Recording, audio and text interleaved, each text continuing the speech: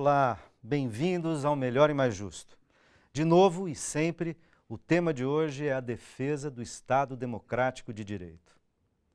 Grampos com a presidência da República, sem autorização do STF, vazados ao arrepio da lei, numa ação do juiz Sérgio Moro em articulação com a Rede Globo. Mídia interpretando tendenciosamente, distorcendo o conteúdo dos grampos, sem considerar a ilegalidade que eles representam, tanto na captação quanto na divulgação criminosa de seus conteúdos. Cada vez mais fica evidente a tentativa de golpe institucional e a consolidação de um estado de exceção que já está em curso no Brasil. Há razões para a população estar descontente com o governo e com a situação atual do país. Mas a parte que vai às ruas protestar é manipulada pela mídia monopolista e fortemente insuflada a abandonar o Estado Democrático de Direito para adotar condutas fascistas e fanáticas.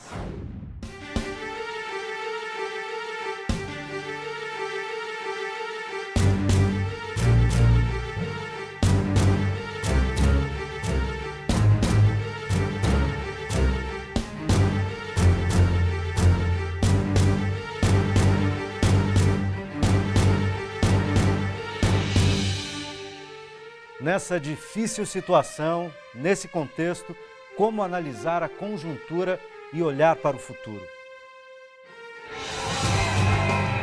Essa é a conversa que começa agora no Melhor e Mais Justo.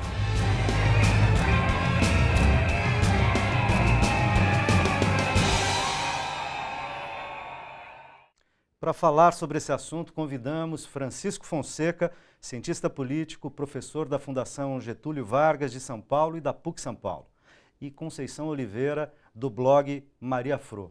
Bem-vindos. Obrigada.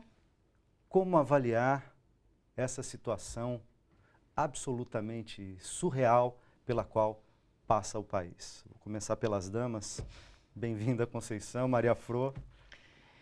Olha, eu ouvi, o Mário Santayana, que viveu o golpe de 1964, ele fez um comentário, ele está bastante adoentado, e ele fez o seguinte comentário, que ele nunca viu o fascismo tão próximo. Nem em 64 ele viu esse clima, é absurdo que a gente está vivendo hoje. Eu não vou falar como um sujeito de direito, do direito, mas um sujeito de direitos. Eu não consigo mais ver a quantidade de ilegalidades que nós vemos cotidiana, não só dentro das instituições, um juiz de primeira instância fazer coisas fora do seu foro, grampear, inclusive a presidenta. A gente precisa reforçar isso, porque essa não é a narrativa que a gente vê na Globo. Você ouve claramente na gravação, Como é que não se grampeou o Palácio quando você ouve não só a descagem, mas a secretária que está fazendo isso conversando. Depois você vê o telefone... Depois tem o toque de chamada, a chamada, e aí alguém etc. atende então que é está perto do impossível o presidente grampo Lula. Óbvio que o presidente Lula sequer tem celular, é um assessor. Mas ali está grampeado? Eu não tenho dúvida que está. Mas tem grampos em outros lugares. Grampos que atingem o STF, vários ministros do STF. Então, isso é o que aconteceu ontem. Mas as ilegalidades, elas são corriqueiras. Maria Fro, por quem um juiz de primeira instância como o Sérgio Moro se toma?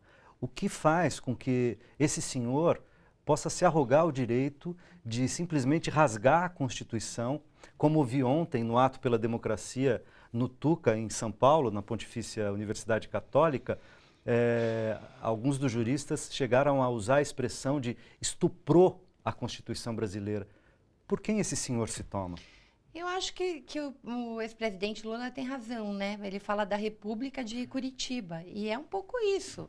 Mas é uma república que é ancorada com uma série de poderes, como a Fiesp, que ontem à noite pede renúncia e hoje está em reunião e organizando um lockout legal. É ancorado por uma mídia muito em conluio com esse juizinho de primeira instância que vaza seletivamente, né? Sempre mirando atingir um único partido, que é o Partido dos Trabalhadores e o Lula.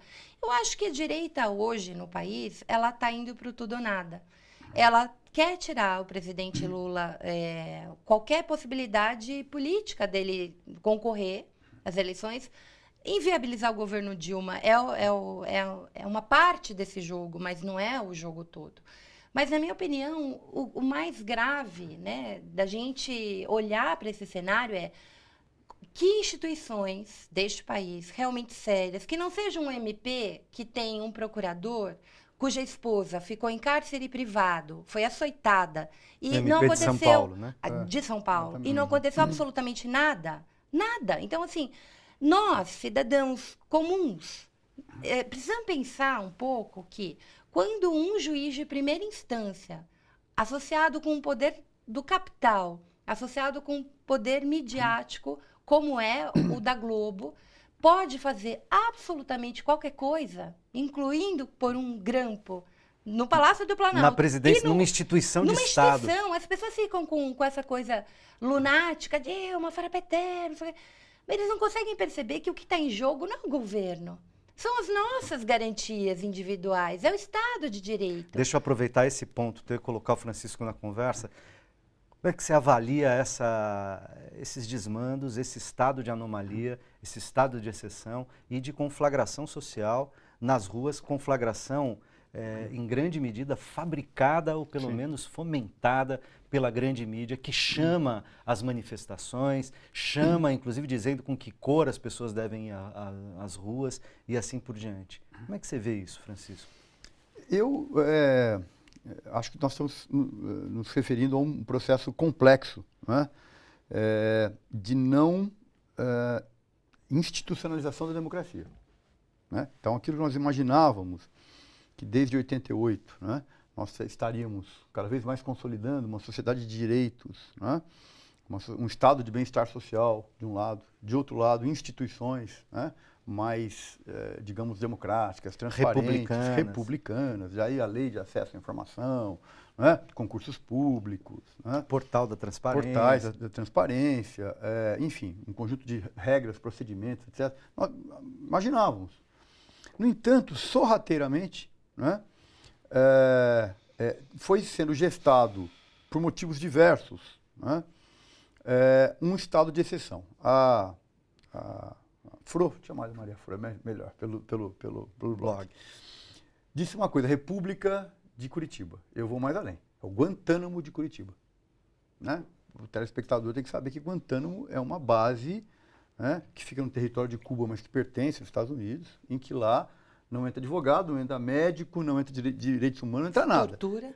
Tortura é uma palavra light, né?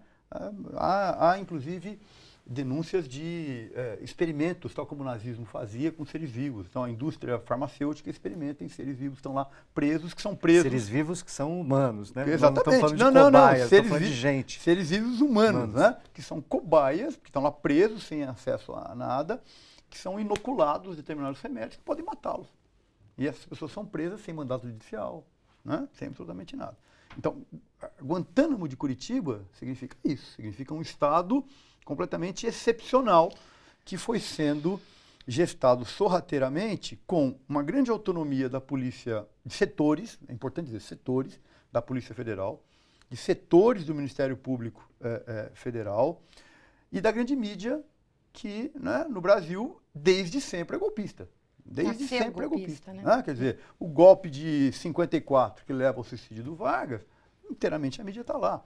O golpe de 64, né, a mídia está lá. E agora, nova tentativa aberta, ostensiva, de criar o golpe. Então, por que isso tudo aconteceu? São, de fato, muitos fatores. Um deles foi justamente a timidez dos governos petistas de não enfrentar os grandes gargalos de poder no Brasil.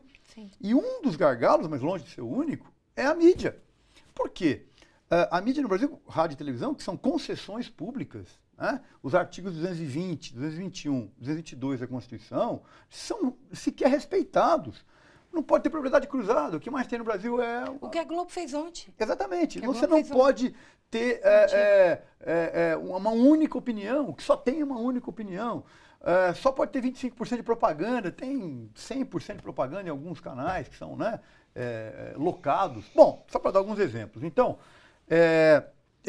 o próprio Poder Judiciário, né, que foi adquirindo uma autonomia, não uma autonomia republicana, Mas seria bem-vinda, seria né? bem, que é um desejo de todos nós, mas uma autonomia, dizer, olha... Dado por uma guetalização, Exatamente, né? que é o caso do juiz Moro. Quer dizer, o juiz Moro é um golpista. Não há outra palavra.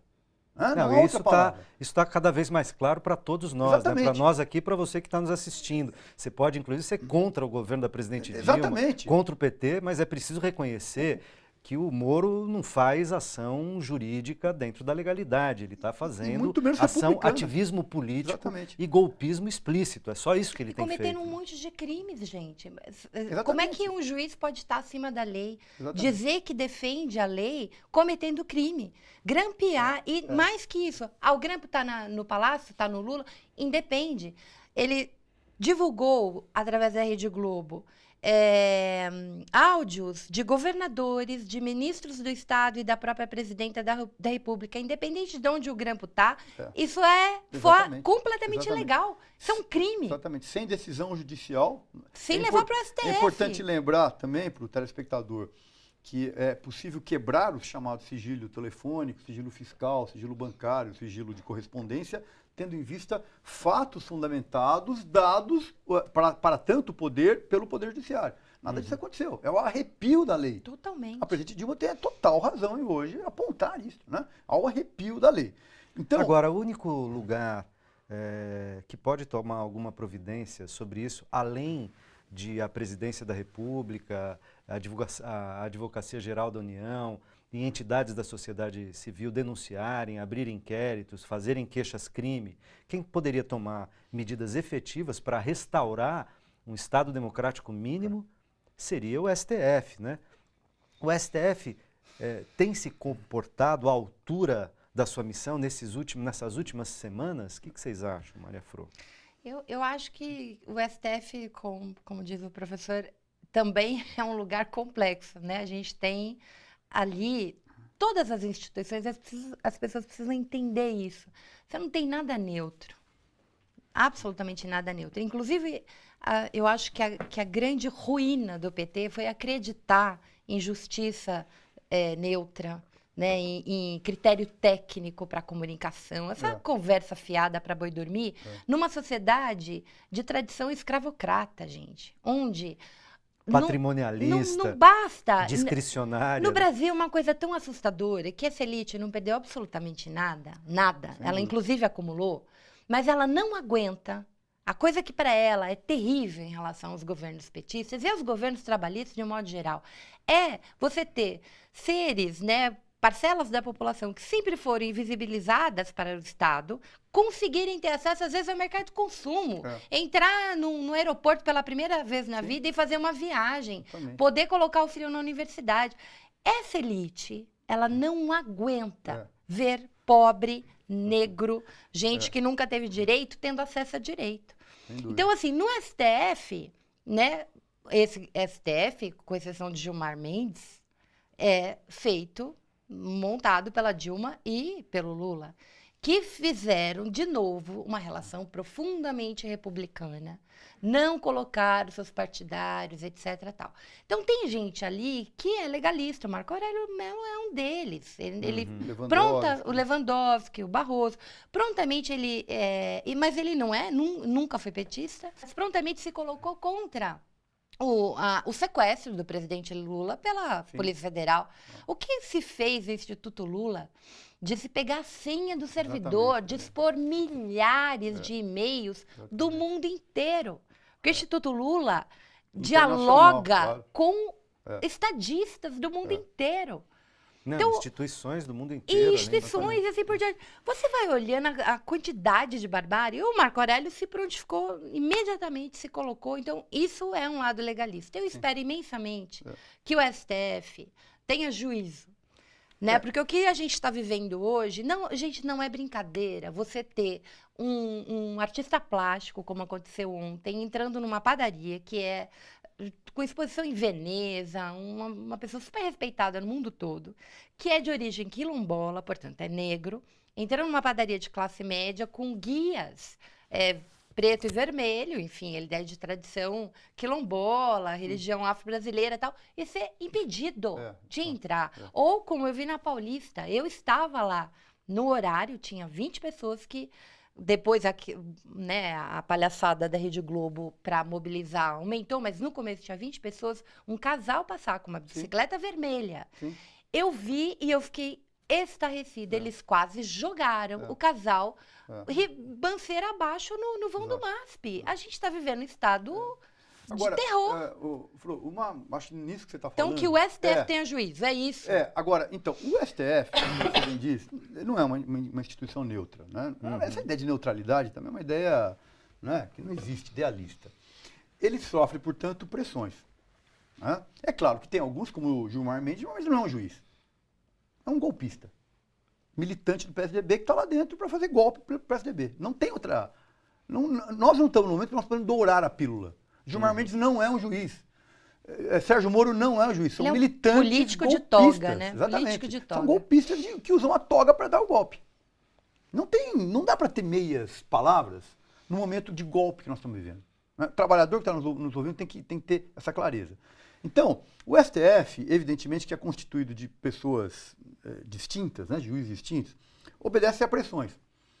É nesse sentido que a pressão, que é como aconteceu no Tuca ontem, né, juristas, né, enfim, professores, intelectuais, artistas, colocam um tipo de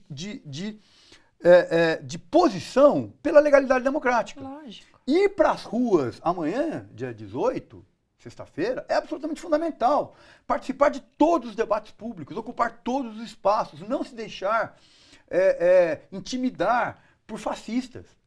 Se for o caso, fazer boletim de ocorrência. Ou seja, né, quando se sente intimidado. Ou seja, todas as esferas, todos os âmbitos precisam ser ocupados, porque senão a direita golpista dará o golpe, como deu em 64. E os resultados estão aqui. A Comissão da Verdade, né, com todas as suas limitações, expressou muito claramente. Tem mais de 100 de brasileiros que foram mortos até hoje, não se sabe o paradeiro do corpo. Gente, eu preciso fazer o primeiro intervalo, mas a gente já volta, não sai daí.